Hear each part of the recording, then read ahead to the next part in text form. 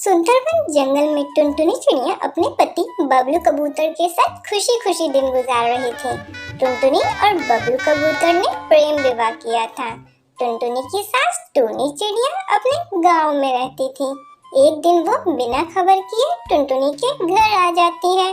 टुनटुनी अपनी सास को देखकर बोलती है, अरे माँ जी, आप कौन हैं? मैंने आपको पहचाना नहीं। बहू, तूने मुझे पहचाना नहीं? मैं तेरी सास हूँ। माँ जी, आप तो बिना खबर किए यहाँ आ गई। बहू, तुम कैसी बातें कर रही हो?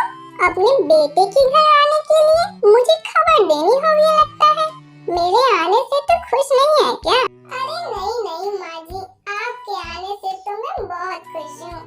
बहू, अब तो खुश रहे या नाराज, मैं तो कुछ दिनों तक यहीं रहूंगी और मैं गांव तभी वापस जाऊंगी जब तू माँ बन जाएगी। अब चल, तू मुझे जल्दी से पोते का सुख दे दे। अरे माँ जी, अभी तो आप आई हो और अभी से ही पोते की रट लगाने लगी। अभी आप आराम कीजिए, मैं आपके लिए खाना बना कर लाती हूँ।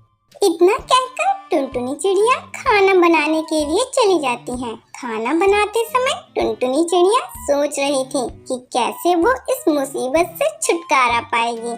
तभी उसका पति बबलू कबूतर वहाँ आ जाता है। सुनो जी, आप अपनी माँ को गांव वापस भेज दो।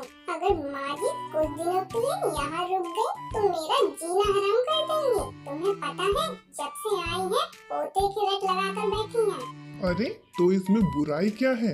अपनी शादी को हुए कई महीने हो गए हैं, आखिर तुम्हें माँ बनने में क्या दिक्कत है?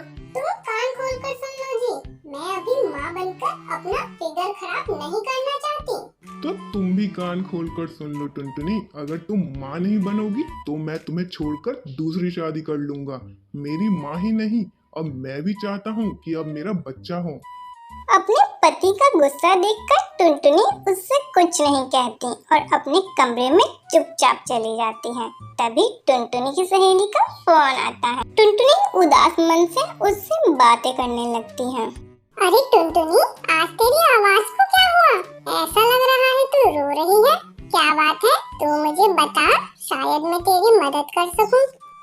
क्या बताऊं मिस्टर, मेरी सास आई है, उसने मेरा जीना हराम कर रखा है। उन्हें पोता चाहिए और मैं अभी माँ नहीं बनना चाहती। अब मैं क्या करूं, मुझे तो कुछ समझ ही नहीं आ रहा। बस इतनी सी बात और तू इतना परेशान हो रही है? देख, मैं बताऊं, तू झूठी प्रेग्नेंट हो जा। कुछ दिनों बाद मैं तुझे एक अंडा ला के दे दूंगी और तू अपनी सास को बता देना कि ये अंडा तूने दिया है। कुछ दिनों में उस अंडे में से बच्चा बाहर आ जाएगा। इस तरह तू माँ भी बन जाएगी और तेरा फिगर भी खराब नहीं होगा। टुनटुनी फोन रख देती है और खुश हो जाती है। इस तरह कुछ दिन बीत जाते हैं। एक दिन टुनटुनी अपने पति बबलू कबूतर से कहती है, सुनिए जी, लगता है भगवान ने हमारी सुन ली।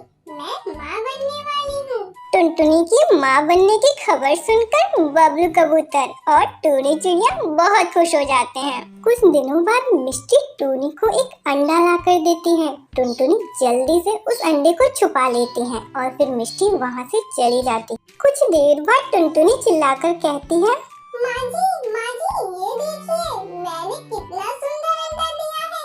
बस अब कुछ ही दिनों में इस अंडे में से बच्चा बाहर आ जाएगा और आपको दादी दादी कहकर पुकारेगा। टूनी अंडे को देखकर बहुत खुश हो जाती है। उससे क्या पता था कि उसकी बहू उससे झूठ बोल रही है। कुछ दिनों बाद अंडे में से एक कौवे का बच्चा बाहर आता है और टुनटुनी की पोल खुल जाती है। ये देखकर टूनी चिड़िया कहती है, अरे देख तो जरा बबलू, तेरी पत्नी ने क्या कारनामे किए हैं। ये तो अपना फिगर बचाने के चक्कर में एक कौवे का अंडा ले आई। फिर टुनटुनी अपनी सास और पति से माफी मांगती है और उन्हें बताती है उसने झूठा प्रेग्नेंट होने का नाटक किया था। लेकिन बबलू कबूतर उसे माफ नहीं करता और धक्के मारकर बाहर निकाल देता है। टुनटुनी अपनी गलती पे पछता रही थी, पर अब कुछ नहीं हो सकता था। इस तरह टुनटुनी को उसके झूठ बोलने की सजा मिल जाती।